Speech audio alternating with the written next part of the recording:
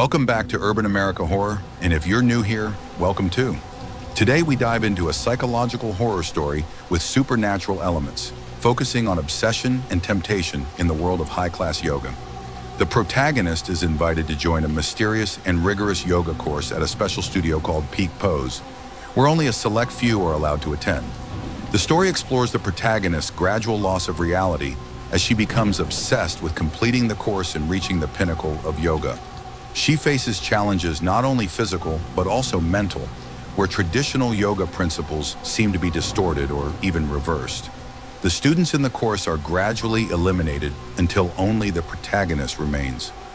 As she continues to practice, she experiences complex psychological states, from the desire for achievement to the rejection of family responsibilities. She eventually achieves her peak pose, but at the cost of being turned to stone in a perfect yoga pose, becoming part of a collection of living statues in the studio's lobby.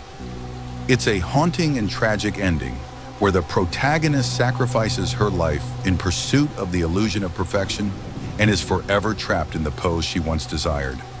As always, if you have your own story to share in the next episode, submit it to Urban America Horror or email us. You can find the details in the description below.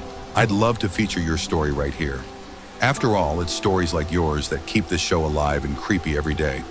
Now be sure to hit that like button, subscribe if you're new and ready for more horror and haunting.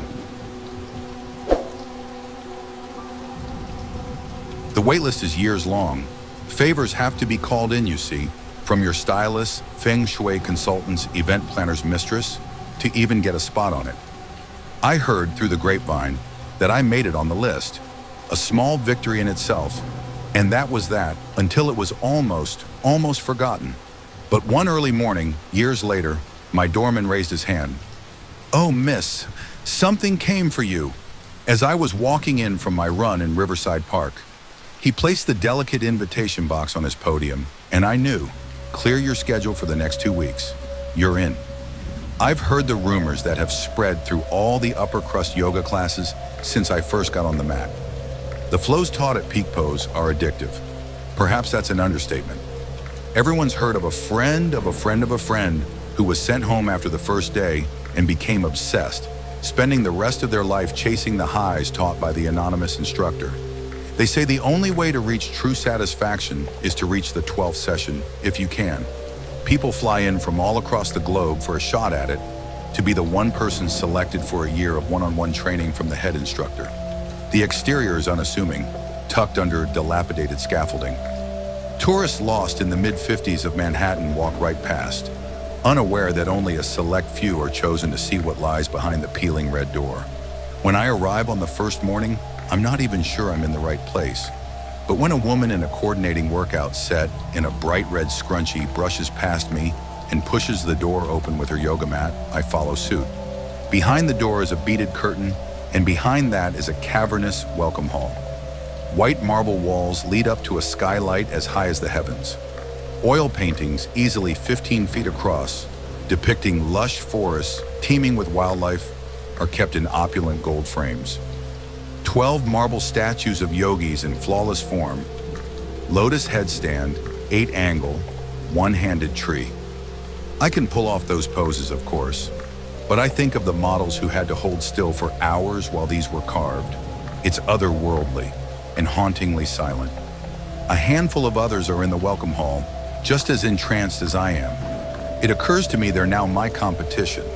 In a practice that so connects me to myself and others, I can hardly imagine hoping I'll be the best, hoping for others to fail.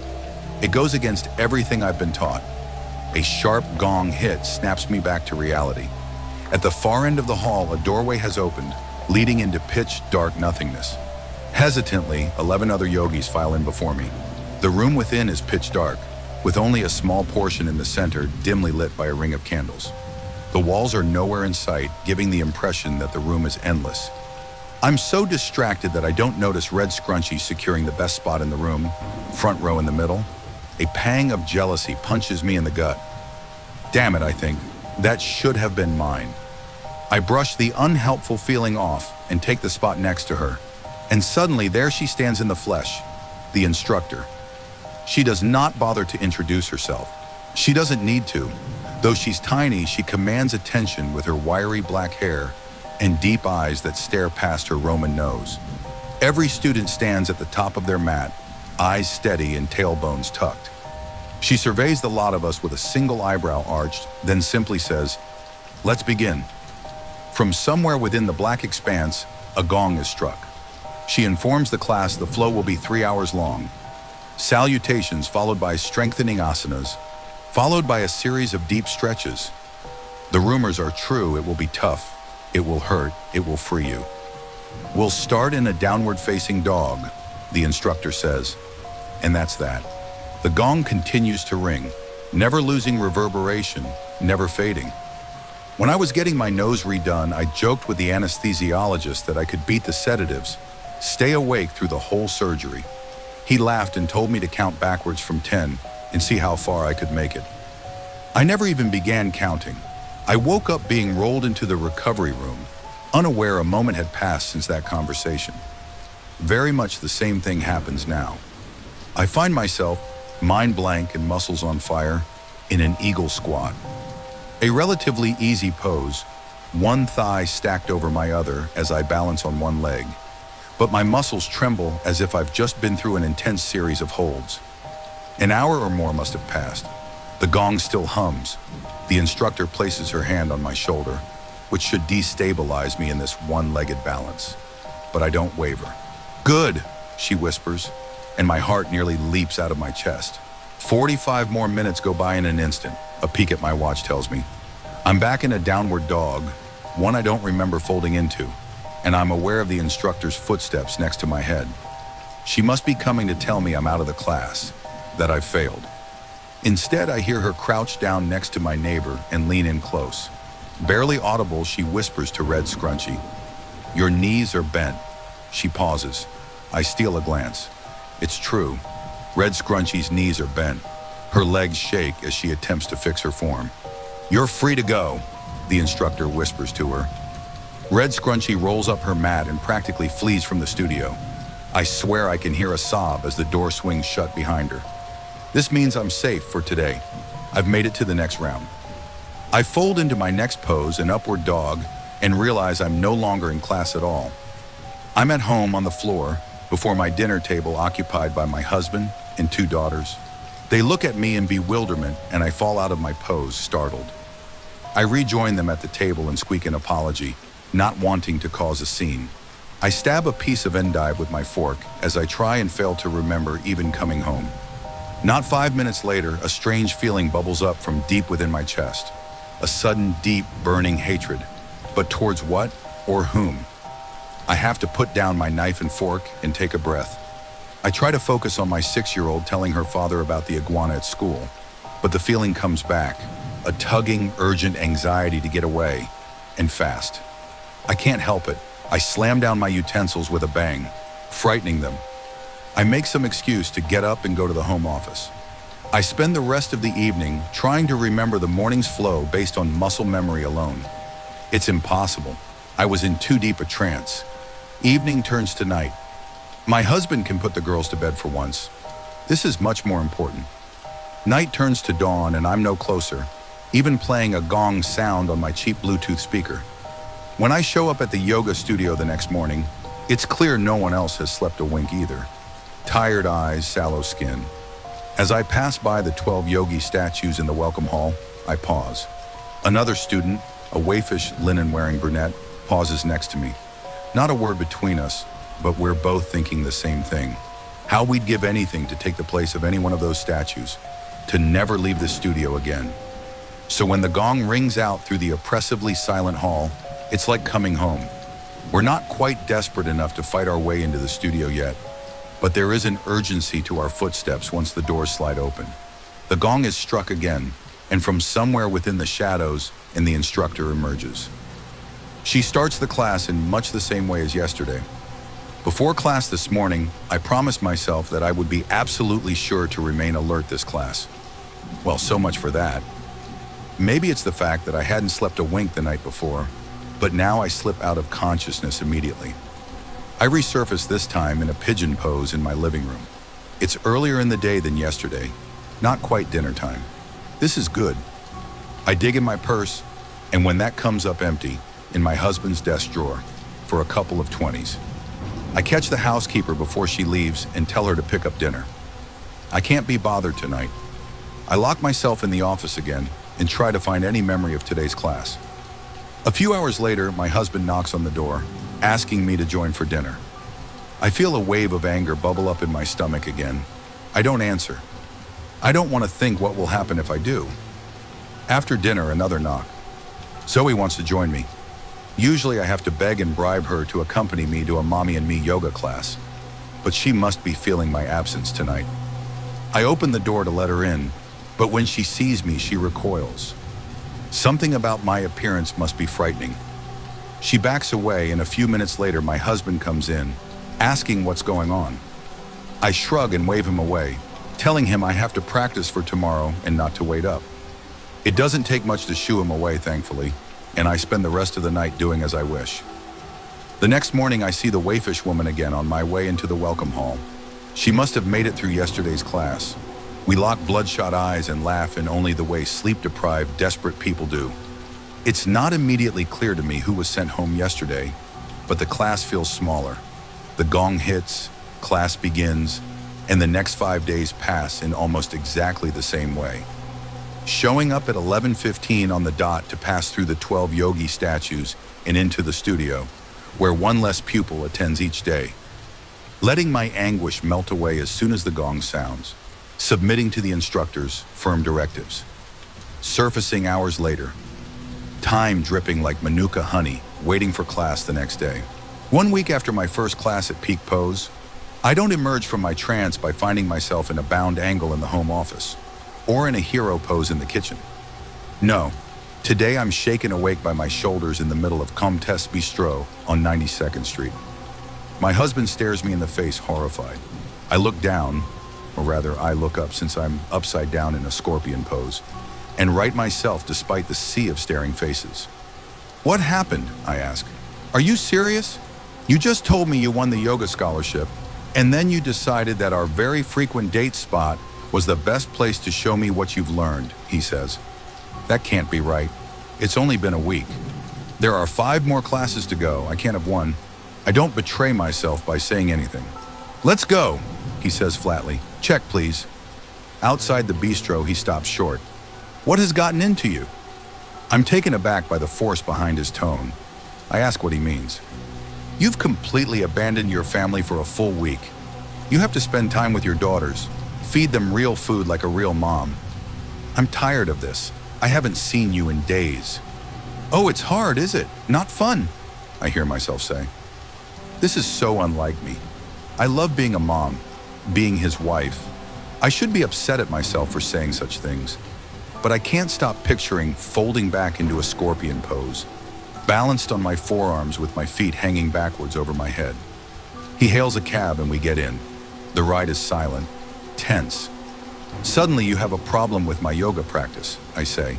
Not when you act like a normal person about it. You've been acting completely unlike yourself, he responds. And what if I did win the scholarship? You know how much this meant to me. Am I not allowed to go? I ask. He doesn't respond for a minute.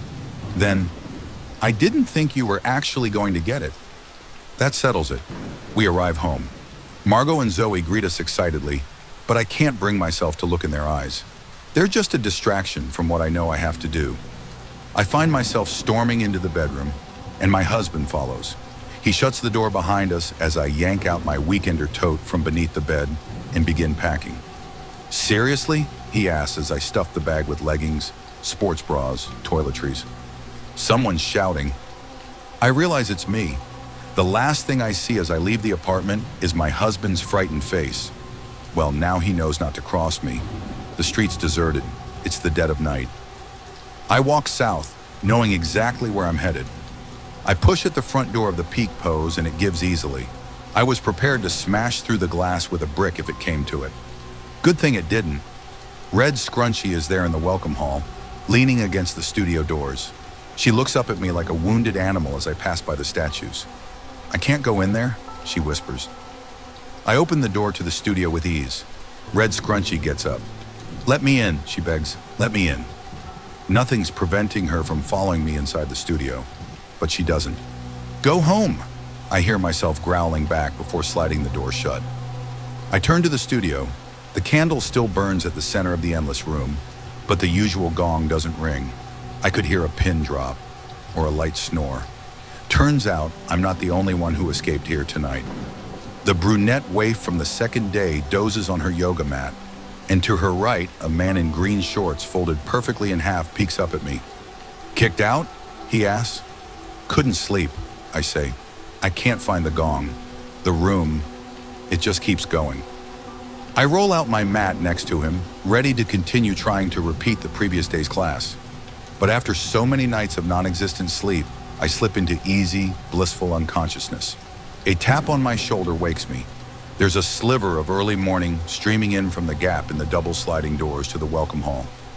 "She's here," someone whispers. I'm on my feet in an instant, breathless. The instructor stands before us, completely unsurprised. She looks over the three of us and nods, grinning. "Aren't you in a sorry state? Happens every session," she says. I wait for her to say something more, to tell me what's happening to us, anything. But of course she doesn't. She sets up her mat at the front of the room and quietly begins her practice. The three of us follow her lead. She doesn't pay us any mind. She's not currently instructing after all, and this isn't class. So we try to copy her movements, in complete futility. I hear myself begin to whimper, then cry. I'm not the only one. The man next to me sobs. "Please." He's doing the same thing as me, trying to keep up with the instructor's silent movements. She looks up. "Please what?" "Teach." Patiently, she says, "Class is in 2 hours." And my heart shatters into a million pieces. The two other students who have not yet been eliminated from the class show up a few hours later. At first, they seem surprised to see us here, then upset that they hadn't considered they could escape to the studio after hours as well. The instructor disappears into the depths of the cavernous room to ring the gong, and finally, I feel whole again. The fight with my husband, the guilt of abandoning my girls, the dissatisfaction with the rest of my life, it all slips away. This is my time, all mine. When I come to at the end of class, the gong is beginning to quiet, and there are only 4 students left. The instructor opens the door to the welcome hall and says to us, "I'm keeping the studio closed tonight. Stay here if you like. And for the love of God, get yourself something to eat." I'm so thankful I don't have to go back home. I try my best to follow the instructor out the front door, but she disappears as soon as she's through the beaded curtain. I wander down the street to a deli and get myself a granola bar with a wad of bills I find in my pocket, then drag myself back to peak pose to the welcome hall, past the line of statues. The studio door is locked. At a loss for what to do, I sink down next to one of the yogi statues and eat my snack. Exhausted still, I lean against the lifelike statue, then pull away with a gasp. It's warm. Solid marble in a cold room should be cool to the touch. Not warm. It's slick too. Condensation collects on the outside. I've scrambled across the hall like a frightened animal, but curiosity gets the best of me. I approach it again and lay my hand on the statue's arm. It's folded into a bound wheel pose, its back bent all the way backwards with its hands grabbing its ankles. His ankles. The statue depicts a young, slim man in billowing pants. While this is far from my favorite pose to do, the look of pure bliss on the statue's face tells me this was probably the model's #1 pick. He looks as serene as a still sea. Eyes closed gently, no hint of struggle at all. I move on to the statue next to him. This one is a woman in half lotus crow. She too looks completely at peace, owning the pose to the fullest extent.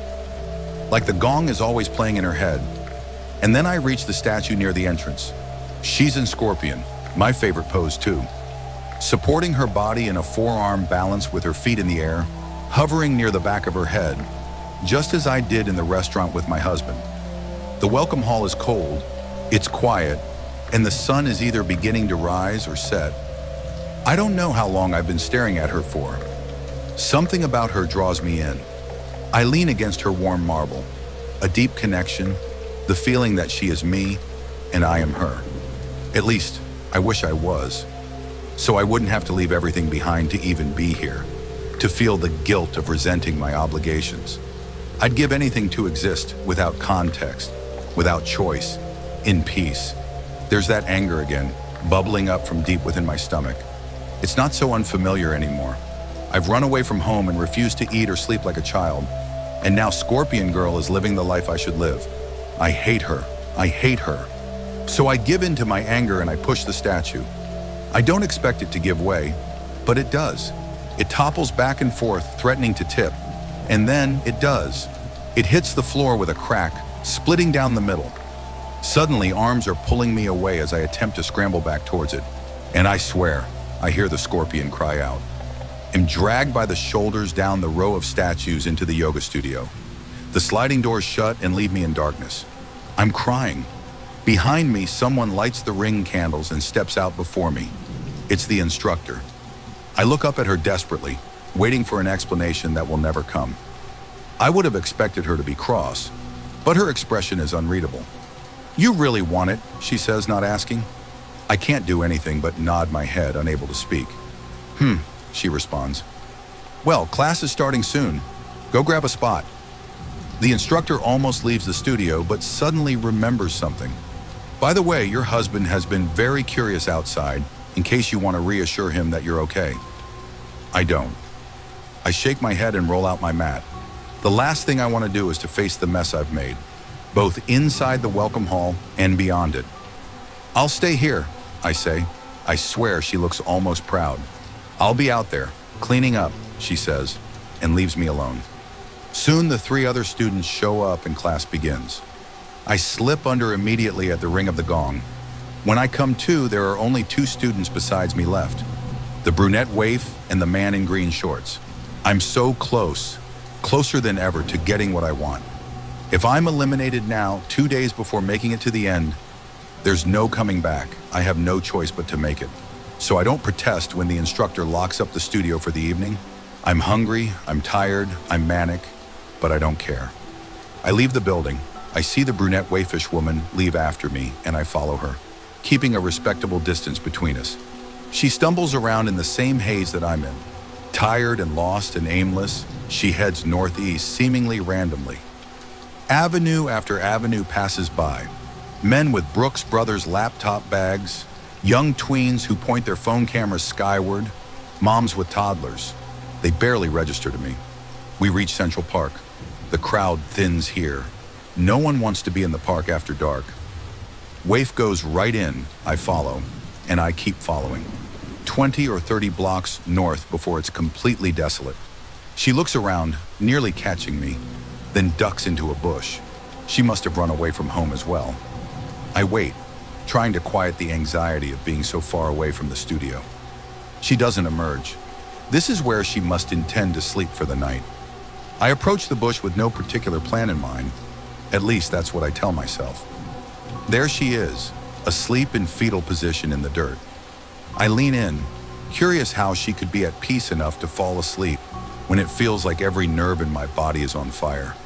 Turns out I'm right. Her eyes snap open and she lunges at me. She pulls me to the ground hard, my shoulder making contact with the concrete. She lured me right into her trap and I fell for it, blinded by being so close to my goal. Neither one of us has enough strength to do real damage with the weight of our bodies alone, which we both realize at the same time. She may be determined to make it to the last round, but so am I.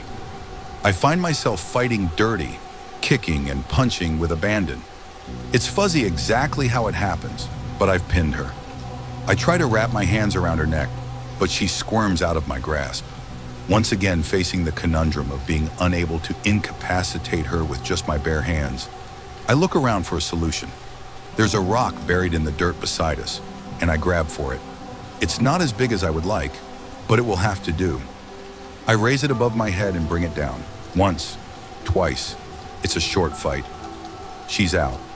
So these are the rules I'm playing by now. Will I be able to bring myself to do this again with the man in the green shorts? I leave the park quickly, ensuring I remain unseen. I crouch behind a dumpster in an alley between buildings and bide my time until the following morning, when I return to the studio. The events that happened last night could be a dream, a result of malnourishment and lack of sleep. I half expect the waif to show up to class, but she doesn't. And there's a missing statue where the scorpion woman once sat. The man with the green shorts arrives at the studio entrance at the same time. We size each other up. He would definitely win in a fight, there's no question. But neither of us tries to make a move, to fight.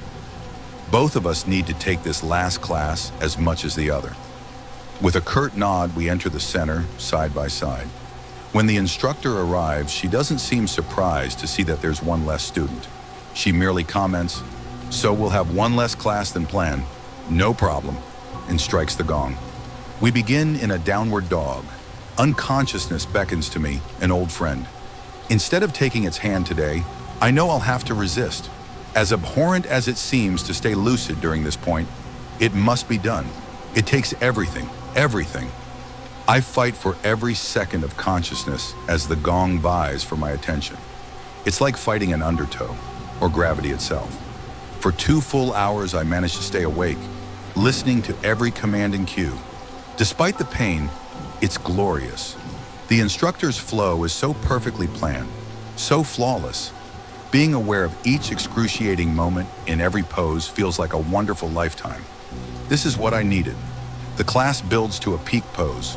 We go through a series of back bends, then of arm balances, then of shoulder stretches.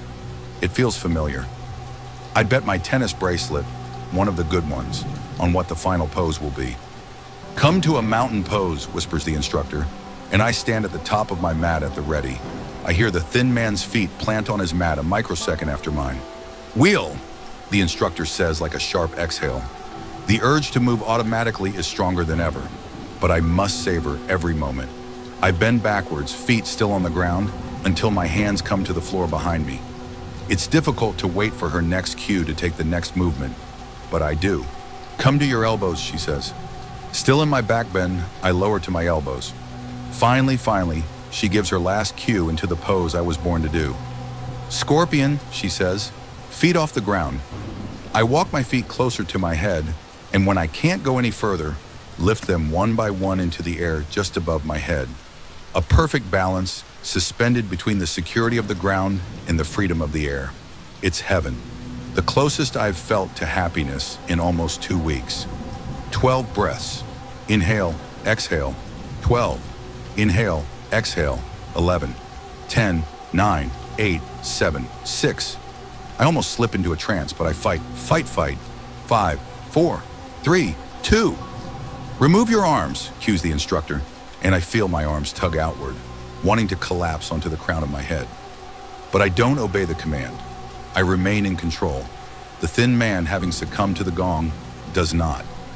I hear him collapse his body weight onto the top of his skull, cry out like a wounded animal, go silent. Then there's only myself and the instructor. "Congratulations," she says, and my heart wells. When she says stay for 30 more breaths, it's paradise. I savor every second I get in the pose. I focus on the slight shake in my arms. The minute muscle twitches in my core. I could stay in this pose forever. I'm so focused on the pride, the ecstasy of the moment, that I don't notice the needle inserted into the base of my skull, in my spine. It delivers what must be a cocktail of drugs via epidural.